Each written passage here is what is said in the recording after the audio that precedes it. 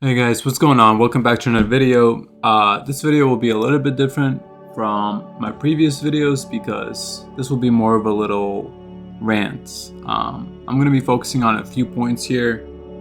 I hope you guys didn't hear that. That was my internet security updating. Anyways, I'm going to try to do this in one take. So, okay, let's get into it.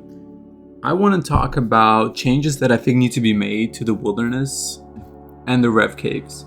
Change number one.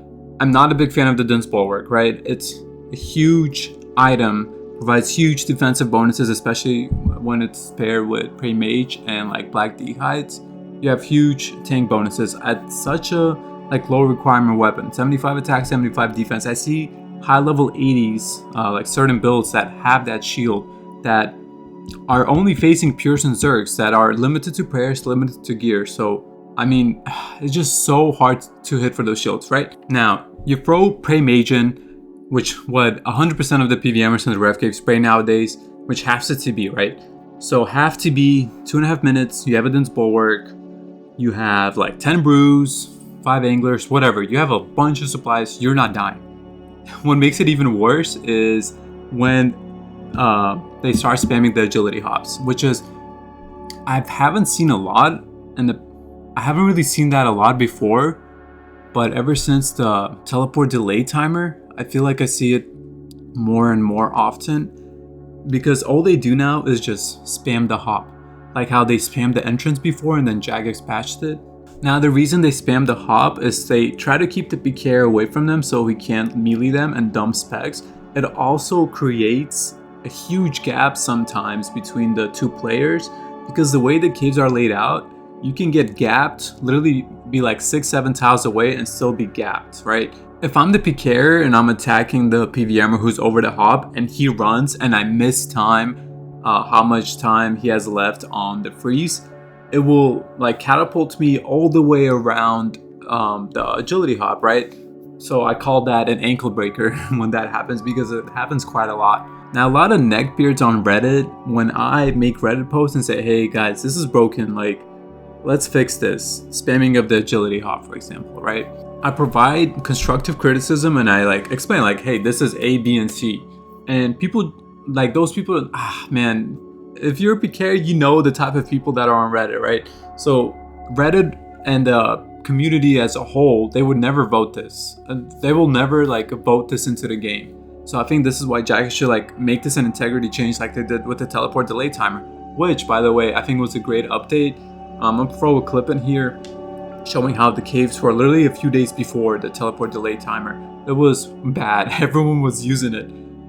When it comes to cheating software now, people still use it. I see like high level PVMers who risk a lot, like Serb, Dragonfire, Shield, Vigorous. They would use it to throw Prey Mage up when they're killing the revs. I see that happen quite a few times.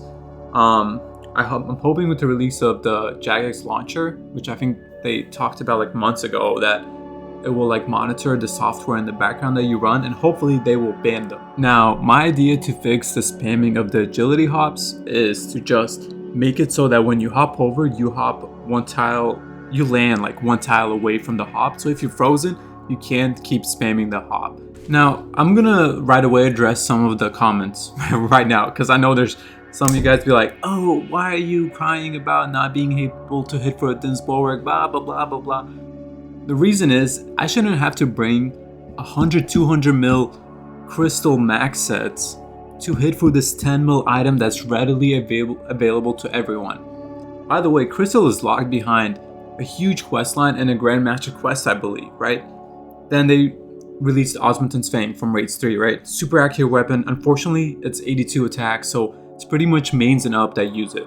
But a lot of the PVMers or players in their caves, they're not mains. Most of them are like 105s, 110s, 90s.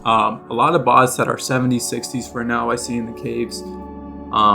So it's not really like helpful, I would say. Zera Crossbow also, 300 mil GP item that I need to bring with Elite Void to try and hit for this for the Dunce Bulwark, which also makes like no sense. Now I'm gonna address a bunch of other comments I know I'm gonna see in my comment section, and that is, why are you killing PVMers, right?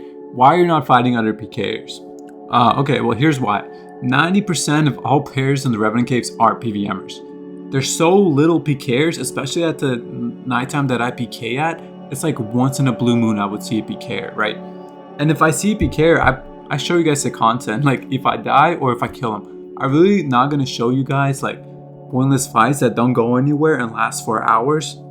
So I really don't show those clips. I could if you guys want to see that, just let me know down in the comments. Hence why a lot of my content is like PVMers, because there's really not a lot of PKs, and then the amount of worlds that there are in the game, just hopping through all of them trying to find a fight, it's gonna take hours. Sometimes I have trips where I might see like 1 or 2 PKs and they're just pure. So I just want to address that, and now I just want to move on to another point. Now, this is an opinion I had way before they added the PJ timer in all of the wilderness, which killed off team PKing, which I honestly liked, because at Callisto single strip, I would go and PK there a lot by myself for fun, and I would hate it when I get teamed by like 10, 20 people when I'm just risking 8 mil. So my solution before they added the PJ timer was make it so that if you get TB'd, make the TB always 5 minutes.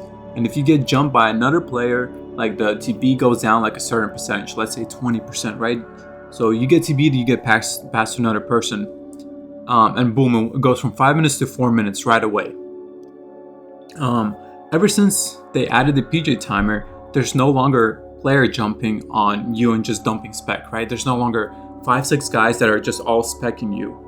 So I think the way the TB is, it needs to be reworked and just be made longer or permanently 5 minutes, just in my opinion, because it's super easy to get away nowadays, right? You just catch a freeze and hug the corner in the ref cave, for example, or if anywhere else in the wilderness, you just catch the freeze and then you go around the tree. Now, the game is still RNG, right? I splash 2-3 times in a row, like pretty much all the time. And when you splash that many times in the rev caves and the way it's laid out, it will like instantly create gap, right? So there's still that. I think reworking the TB is a great idea, low-key.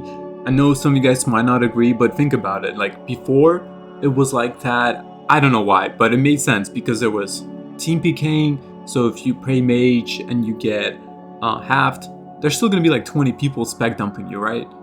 But now there's no longer team PKing. It's just you're facing one person the whole time. Now that person can only spec you 4 times max, I believe, maybe 5 or 6 with the light bearer being in the game. But him having a light bearer, he already loses so much defensive stats and like offensive stats that, for example, a brimstone ring would give, but a light bearer wouldn't.